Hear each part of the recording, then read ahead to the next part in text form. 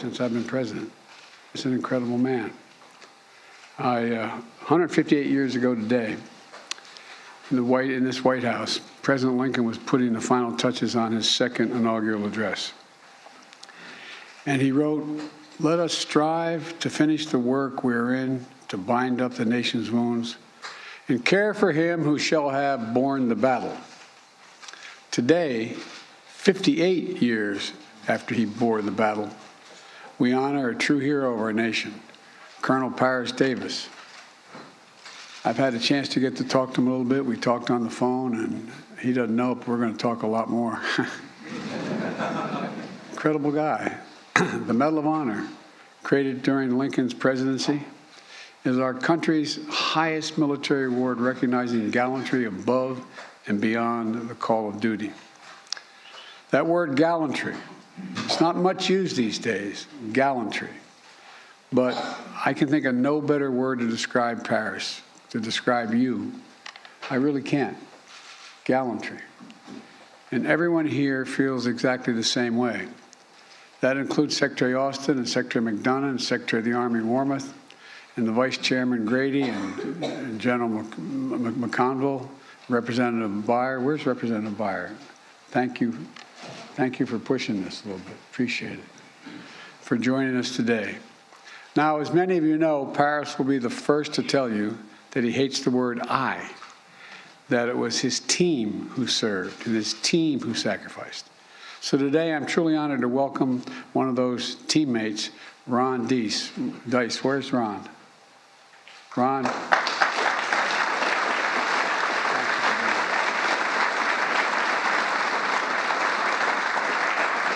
He was the airborne spotter for that team. And it's only a few days ago, right?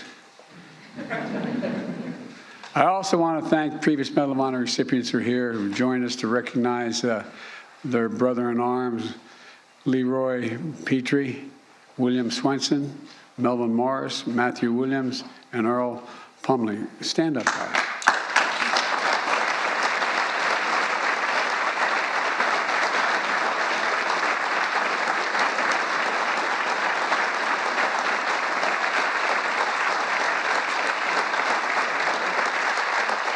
You're looking at courage in the flesh. And finally, Regan Stephanie Paris, you already know this, but your dad was a hero, but he didn't have to win this medal for you to know that. You knew it all along. You really did, didn't you, when you were kids? You knew growing up. And, and like you, I wish your brother Christopher was still with us to see your dad's finally recognize his story. It's a story that didn't just begin in the Vietnamese village 58 years ago.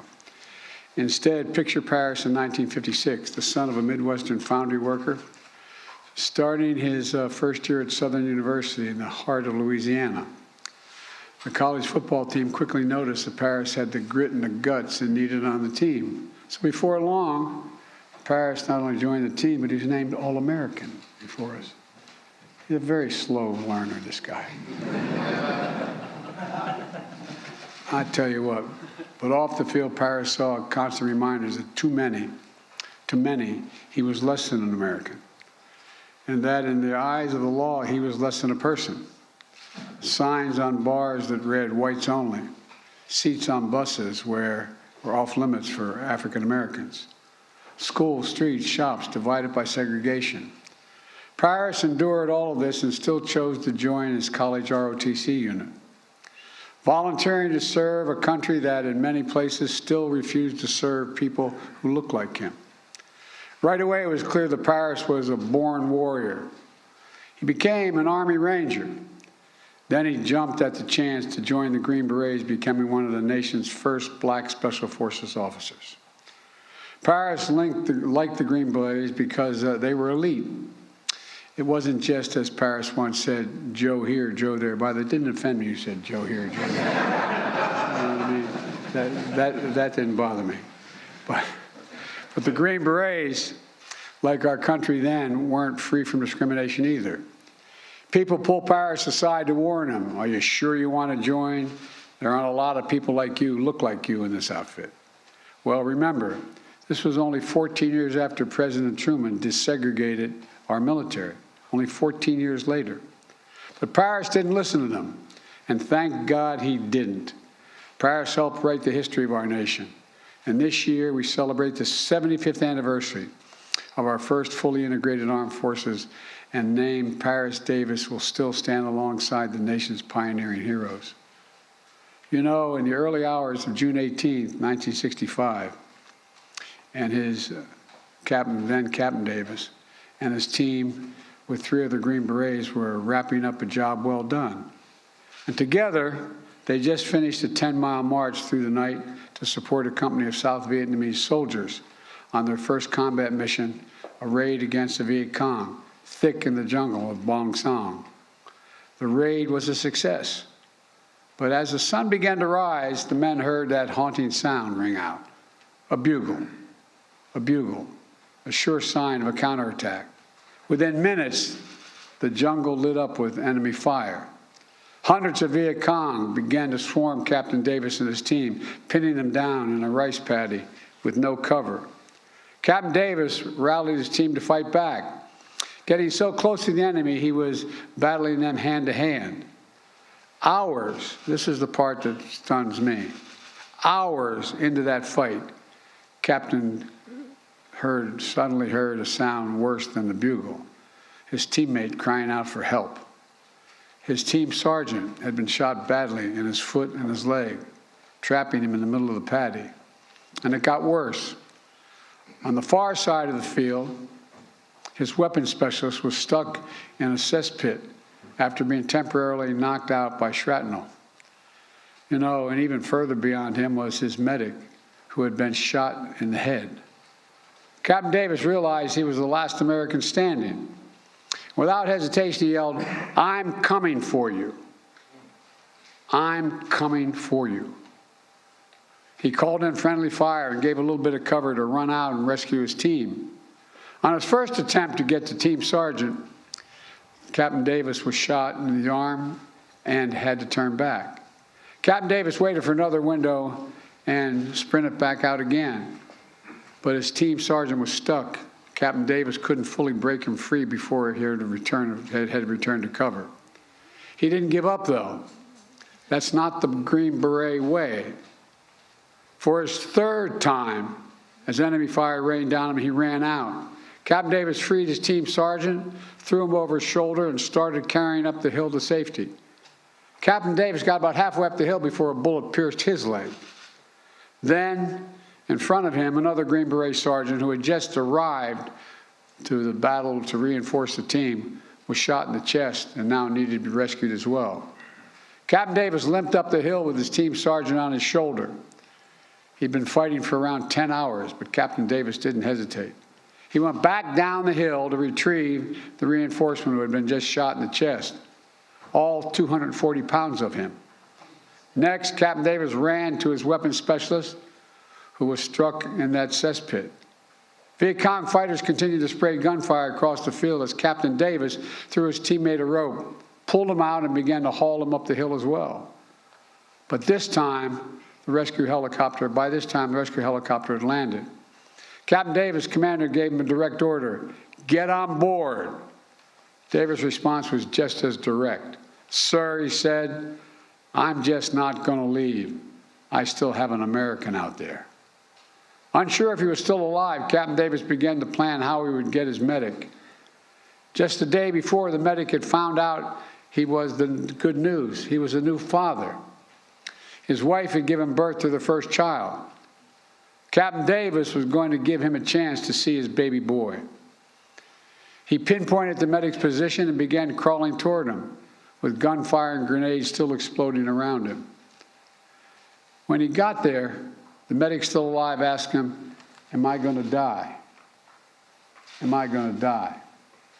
Captain Davis responded, "Not before me." Still fending off the Viet Cong assailants, Captain Davis hauled his medic up the hill. And nearly 20 hours later, after that bugle first rang, Captain Davis had saved each one of his fellow Americans. Every single one. Just as the story of Paris Davis did not begin on June 18, 1965, It does not end there either. Captain Davis went on to become Colonel Davis, serving more than 25 years in our military and earning a PhD on top of that. He received the Silver Star, the Bronze Star, the Air Medal, the Purple Heart. And even after he hung up his uniform, the captain continued to serve the community, founding the Metro Herald, a newspaper that focused on his local community and civil rights issues. I wish I could say that this story of Paris' sacrifice on that day in 1965 was fully recognized and rewarded immediately. But sadly, we know they weren't. At the time Captain Davis returned from war, the country was still battling segregation. He returned from Vietnam to experience some of his fellow soldiers crossing the other side of the street when they saw him in America. And although the men who were with him on that June day immediately nominated Captain Davis to receive the Medal of Honor, somehow the paperwork was never processed. Not just once, but twice. But you know what Captain Davis said after learning he would finally receive the Medal of Honor? Quote, "America was behind me. America was behind me." He never lost faith, which I find astounding. He never stopped believing in the founding vision of our nation, a vision that Lincoln kept alive 158 years ago, and a vision Paris fought to defend 58 years ago. This vision for a more perfect union, one where all women and men are created equal. You know, we're the most unique nation in the world. We're the only nation founded on an idea. Every other nation is founded based on a philosophy, based on ethnicity, religion, whatever, an idea. It's captured in, we hold these truths to be self-evident, that all men and women are created equal, endowed by their Creator with certain inalienable rights, life, liberty. We've never fully lived up to it, but we've never walked away from it. This is evidence we're still not going to walk away from it. Look, folks, we never ever walked away from our troops who dare all and give all to our nation. Paris, you are everything this medal means. I mean everything this medal means. And look, you're everything our generation aspired to be. You're everything our nation is at our best. Brave and big-hearted, determined and devoted, selfless and steadfast. American, American. And now, at long last, it's my great honor to ask Lieutenant Colonel Rowe to read the citation.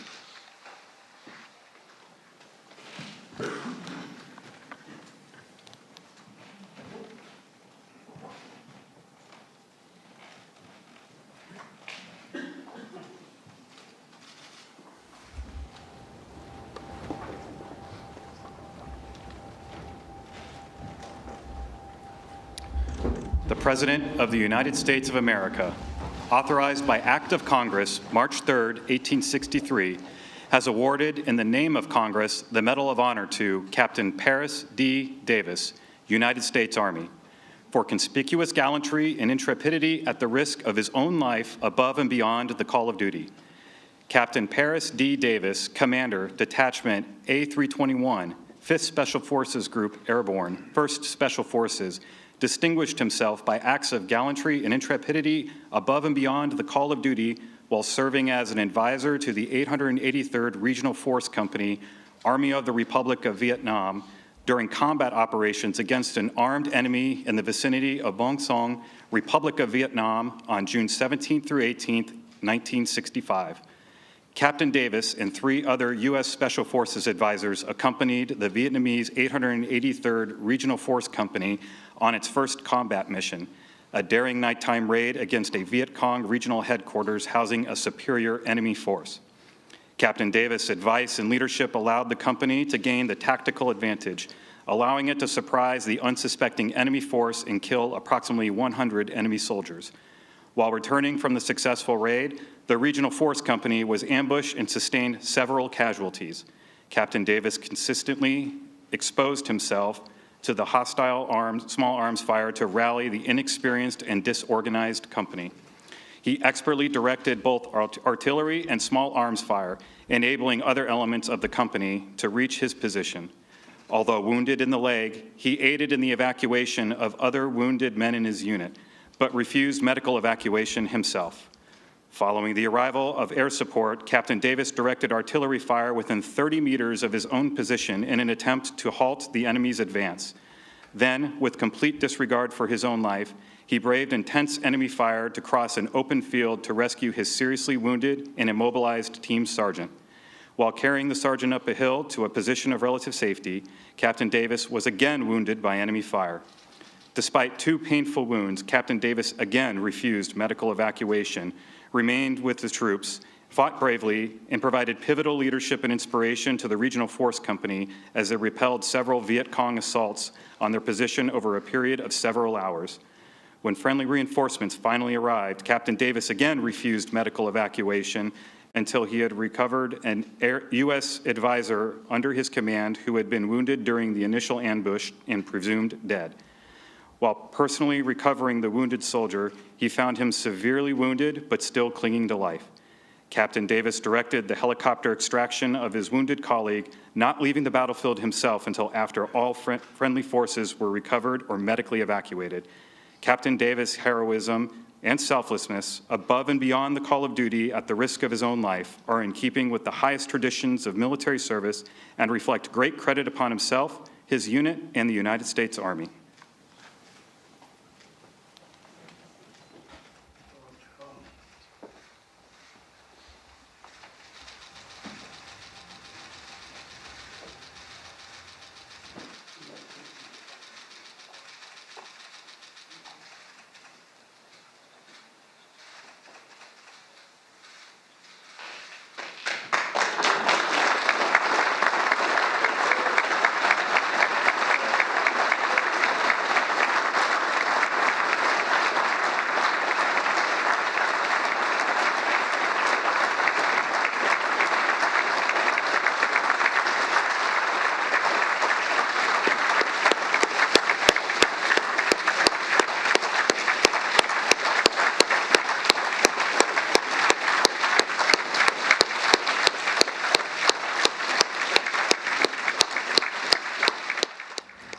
You've been listening to President Biden present the Medal of Honor to a Vietnam War veteran, retired Colonel Paris Davis, an honor long overdue. Absolutely. And Colonel Davis, in fact, released a statement where he thanked CBS News. He thanked Catherine Herridge, who's been reporting on this injustice for years, for helping to close the circle. President Biden began this ceremony by saying, "This is the most consequential day since I've been president," which is no small statement, yeah. And a real American hero here finally being honored at the White House. We're going to move on now to today's top stories.